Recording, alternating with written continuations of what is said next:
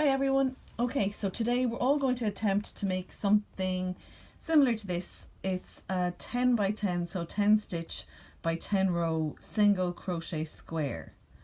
And all I'm going to need for this is a ball of yarn, and I've chosen a chunky yarn in this bright orange colour, and I believe you've all got a chunky yarn to work with as well. The reason I like to use chunky yarn for beginners is because it's much easier to see the stitches. The stitches are much bigger and you can work up a piece like this relatively quickly. So we're going to use our yarn, and we've also got our size 5 crochet hook. Yours might look a little bit different. This is the type that I generally like to use. It's just a more ergonomic shape. It's nicer for holding, especially if you're using it over a long period of time. But don't worry, they all do the same job. As long as you've got your size 5 hook, you'll be fine. And I've just grabbed a pair of scissors just for when I'm finishing at the very end, and I can cut my square away from the yarn that I've been using. So that's all we're going to need.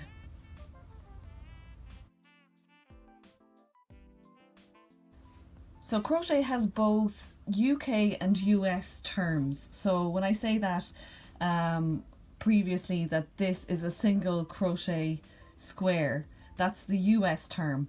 The UK term would be double crochet, but we don't need to worry about that. I just wanted to let you know that I use the US terms in case you go on from this and you're looking up YouTube videos and you're wondering why there's different terms for essentially the same stitch. So just the only difference is that it's US versus UK, and I use the US term. So the US term for this is single crochet. So to begin with, I'm just going to show you also the meanings behind phrases such as the tail of the yarn, which I often tend to use. This is the tail of the yarn, so it's basically the very end of your yarn, the furthest part from your ball. And then the yarn that's attached to your ball, all of this stuff is your working yarn. Okay, so if I use those terms, that's what I mean. This is the tail, the very end, and this part attached to your ball is your working yarn. So the very first thing that we need to do before we can start pretty much any crochet project is we need to make a thing called a slip knot. So the slip knot is basically how you're going to attach your yarn to your hook without it falling off. So the way I make my slip knots is I wrap the tail around my finger in a loop like that. Then I hold the loop between my thumb and one of my fingers. So I've still got my loop like this.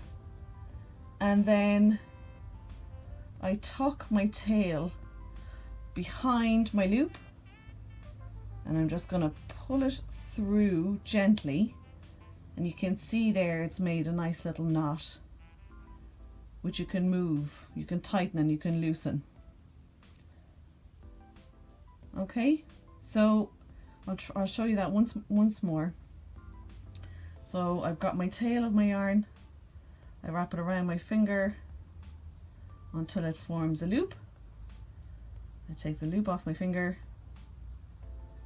hold it as a loop, bring the tail behind, and then pull the tail through so that it forms a loop. And once we've got that done, we can pop it on our hook, and we can pull both the working yarn and the tail so that it kind of is a snugger fit. It's not as big of a loop, but not so tight that it's going to be difficult for you to work with. So just tighten it a little bit so that it's not so snug on your hook.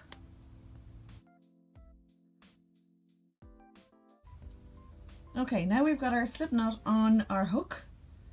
Now we can start to practice and see what it feels like to just play and hold our tools. So I'm right-handed, as you can see. If you're left-handed, just try and give this a go with your right hand. It's going to feel really tricky regardless. It's not going to feel like a natural movement at the beginning. When you start any sort of textile craft like this, it's just going to feel weird regardless of what hand you're using. So as I said, I generally hold my hook in my right hand, and my yarn in my left. Now there's a couple of different ways that, well, there's probably loads of different ways that you can hold your hook, but the way I generally hold it is between my index finger and my thumb, like this, almost like a spoon. I just find that this is the most comfortable position for me. Other people like to hold it like a pen. Friends of mine work with their hooks like this, but I've tried it, I've practiced it. I think it looks a lot nicer. It looks like a prettier way to crochet, but I just can't get it to work for me. So I just stick with my common spoon method, and it works well for me. So if you just want to have a play with it and see what maybe feels slightly more comfortable to you, give it a go. You can chop and change during your time, you know, and figure out what feels best for you. So this is the way that I hold my hook. Then my yarn, I generally place my yarn, so I'll just show you my hand first. I place my yarn between my ring finger and my little finger, sort of lay it across my two middle fingers, and then I bring it back around my index finger. And the reason I do it like this is because my working yarn is coming from the back here. You can see it here at the back. And because I'm feeding it through these fingers, I can create tension by opening and closing my fingers, which will make sense as you're crocheting, that you like to be able to create a bit of tension so that your yarn isn't going everywhere and it's not, you know, falling around and being tricky and difficult. So this is how I like to hold my yarn, and that way I have the most control over it. I can loosen it and I can tighten it as I work. So if you want to give that a go, I'll show you again. I bring it between my ring finger and my little finger, across my two middle fingers, and around my index finger. And then I generally hold the slip knot between my middle finger and thumb. Again, there's loads of ways of doing this. This might not feel so natural for you, but I would say give it a go at the beginning just so we can pick up the basics, and then as you go along you'll find a method that suits you much better and feels a lot more natural. So you can see here, this is when I can start to work on this yarn that's coming around my index finger, and it's not going to go anywhere. It's nice and secure. I've got the tension in between my fingers, so this is how I like to work. Okay, so now we've got our slip knot on our hook. We've had a feel of our hook to find out what maybe is a more natural holding way for us to use our hook. And we're putting our yarn around our fingers like this so that we can practice our tension and holding the yarn properly as we work. So as I said, it's wrapped around my fingers like this. I've got just a little bit of tension at the start, keeping my fingers close together just so that the yarn doesn't get away from me. And I hold the slip knot between my thumb and my index finger. This all just gives me more control. So when we're starting off, pretty much, well, not any crochet project, but an awful lot of crochet projects will start off with a foundation chain. And it's the same as knitting. If you're familiar with knitting, you'll cast on a certain number of stitches and that's the base that you work from. But in crochet you start off with a foundation chain. So that's what we're going to do now. So to make the chain, what you need to do is wrap the yarn around your hook just once like that.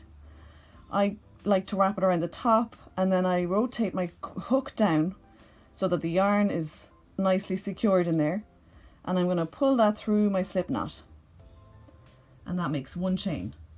Okay, so I'm going to do that again. I'm going to wrap the yarn around my hook, turn the hook down and pull it through, and that's 2 chains. So I'm going to keep doing this until I get to 10. So wrap the yarn around the hook, turn it down, pull it through the chain. That's 3. So wrap the yarn around, turn it down, pull it through the chain. 4, 5. And as you can see, I've let go of the slip knot because it's getting further and further away from where I'm working. So I'll just start to hold it along the chain closer to the work, just so I can keep that control going.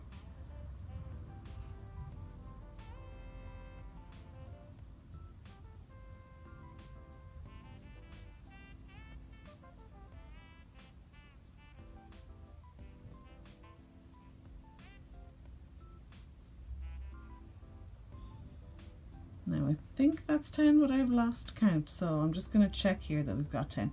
1, 2, 3, 4, 5, 6, 7, 8, 9, 10. Perfect.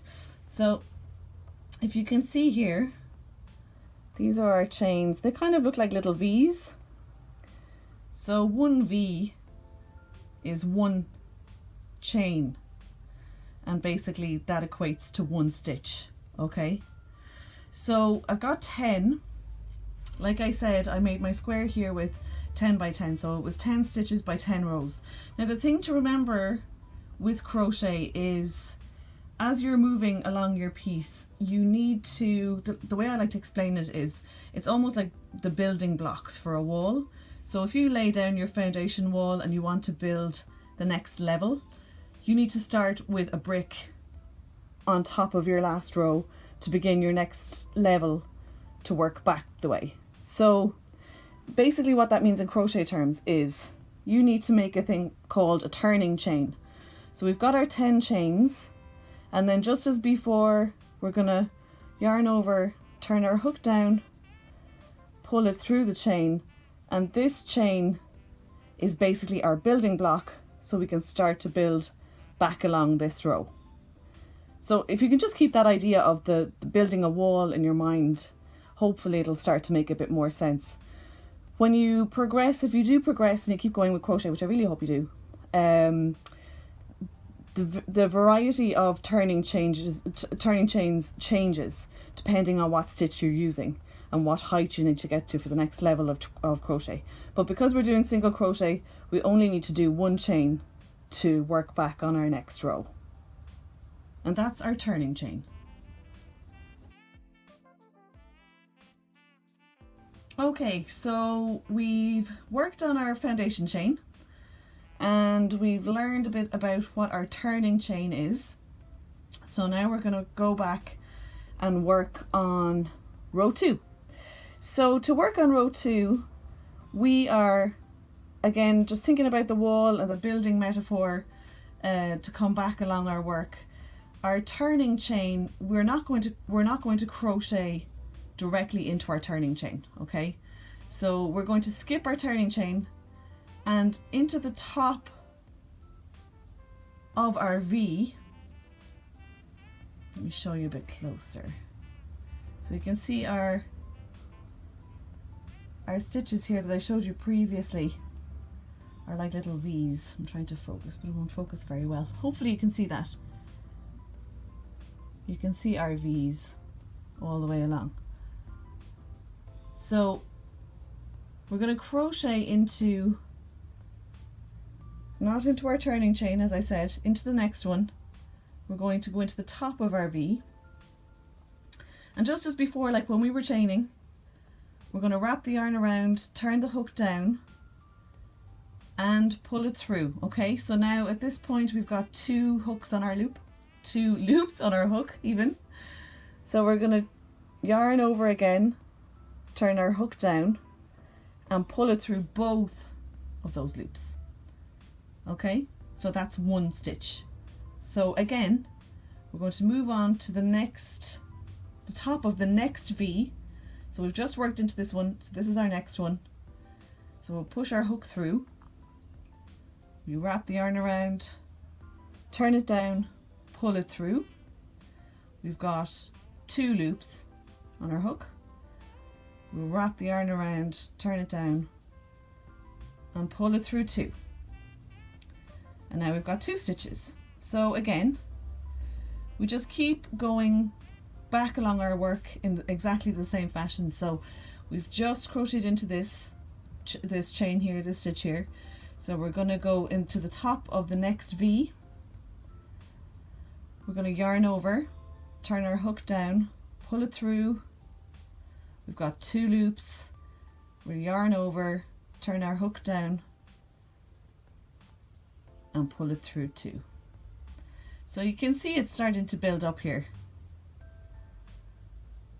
So we just keep doing exactly the same thing until we get to the end. I'll keep talking you through it.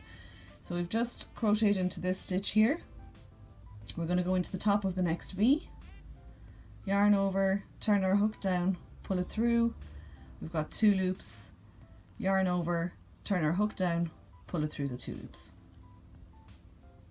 Top of the next V, yarn over, pull through, yarn over, pull through 2. Into the top of the next V, yarn over, pull through, yarn over, pull through 2. Into the top of the next V, yarn over, pull through, yarn over, pull through 2. Into the top of the next V, yarn over, pull through, yarn over, pull through 2. Top of the next V, push it through, yarn over, pull through, yarn over, pull through 2. And then we're into our final stitch here. So we'll pop through, yarn over, pull through, yarn over, pull through 2. And that is row 2 of our first square. And just as with the last row, we're going to want to do our turning chain. And the reason as well, if you don't incorporate turning chains into your squares, what you're going to find will happen is that you're basically decreasing your stitches, and instead of having nice straight edges like this, your work will start to creep in like that. So if you notice that that does happen, you might want to just count your stitches, make sure you've still got 10, and if you don't, if you've got 9 or 8 or 7, it means that you've just forgotten your turning chain at either end, and you've been eating into your stitches rather than making an extra one for your next rows. So always at the end we're going to do our turning chain. So yarn over, pull through, and then we turn our work around so that we can work backwards again.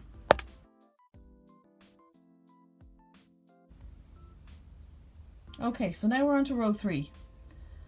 So we've just done row 2, all of our single crochets, working across this way, and then we've done our turning chain and we've turned our work. Now this time, if you look down at your work, you'll notice that it looks a little bit chunkier than the last row. It's just a bit more formed. So we're going to, again, just as we did the last time, in skipping our turning chain, we don't want to crochet into our turning chain. We're going to move on to our next stitch. Okay, so just ignore that turning chain and we're going to crochet into our next stitch. Now the last time we just crocheted underneath 1 loop, but this time I want you to look down at the top of your work and you can see there's a full V there. So what you need to do this time is go underneath both of the parts of the V. This is what it looks like from the side. So you're going to go underneath both parts of the V, and we're going to make the stitch in exactly the same way as we did before. So it's yarn over, pull through, you've got your 2 loops on your hook, yarn over, pull through 2. And that's our first stitch on row 3. So again, look down at your work and you can see the full V. So what you want to do this time is go underneath both of the parts of the V. Okay, and then you're going to yarn over, pull through, yarn over, pull through 2, and just keep looking at it from all angles so you can see exactly where your hook is going, making sure that you don't skip any stitches, you don't miss any stitches, and you can see everything nice and clearly for yourself. So I'll show you from the side going through the next stitch, and then from the top you can see that it incorporates both of the V's. So yarn over, pull through, yarn over, pull through 2, and again into the next stitch,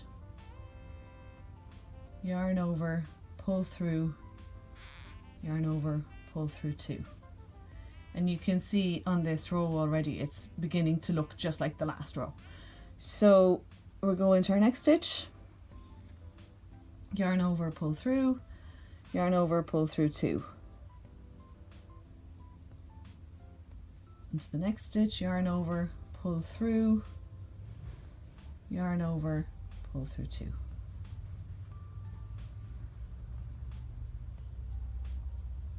And into the next stitch, yarn over, pull through, yarn over, pull through 2. Into the next stitch, yarn over, pull through, yarn over, pull through 2. Then into the next stitch, yarn over, pull through, yarn over, pull through 2. And then we're right at the very end, which at the beginning when I was starting to learn, this always caught me out because I always felt like this second last stitch sort of looked like the last stitch. But just make sure that you look down from the top, and if you can still see one of those V's, then make sure that you pick up that stitch as well, you don't forget. So yarn over, pull through, yarn over, pull through 2.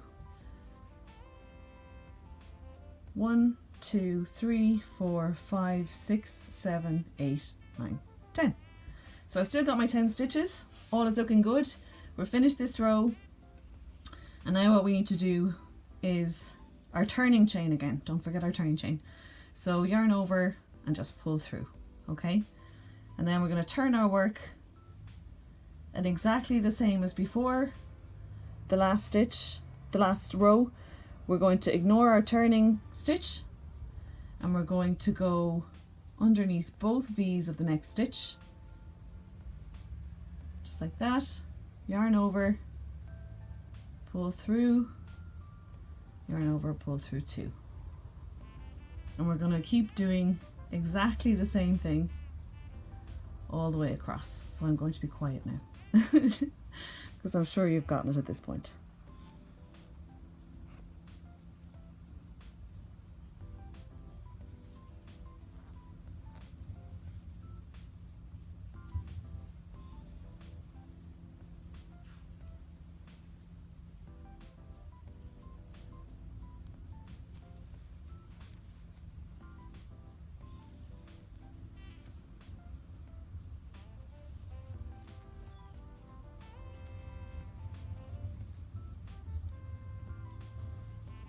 And again, I'll just show you, I've come to my last stitch here, so I can still see my V on top.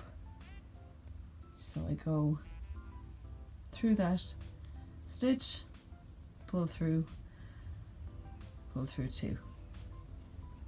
And that's the next row. It's always a good idea to keep check on your stitch counts. It's something that I, after years of crochet, still often forget to do and then end up in a more complicated project with the wrong number of stitches at the end of 10 rows of not counting stitches, and I get really cross with myself. So don't be like me. Count your stitches as you go and just make sure that you're still working with what you started off with. So I'm just going to check here. 1, 2, 3, 4, 5, 6, 7, 8, 9, 10.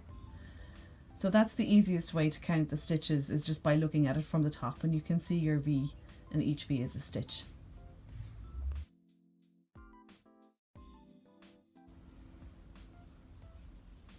Okay, so I've just continued on doing exactly the same repetitive 10 stitch, 1 turning chain, working back along my work again for 9 rows. So I'm just going to go work through the 10th row with you.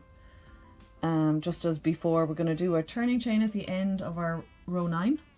Turn our work, and you can see at the beginning I was holding the slip knot between my thumb and my middle finger, but as the work starts to grow I generally just like to hold the work, and that way I can kind of smooth it out between my fingers, and I can see clearly where I'm working, and it also just gives me a bit more control again over what I'm doing.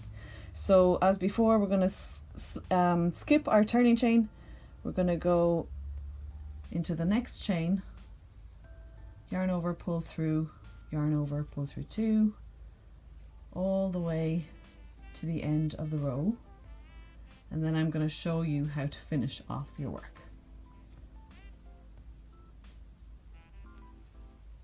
If at any point it gets really annoying, you've done something wrong, you can't figure out what it is, hopefully I'll be able to help you sort it out, but if not, start again. It's not worth it. Just start afresh, go again.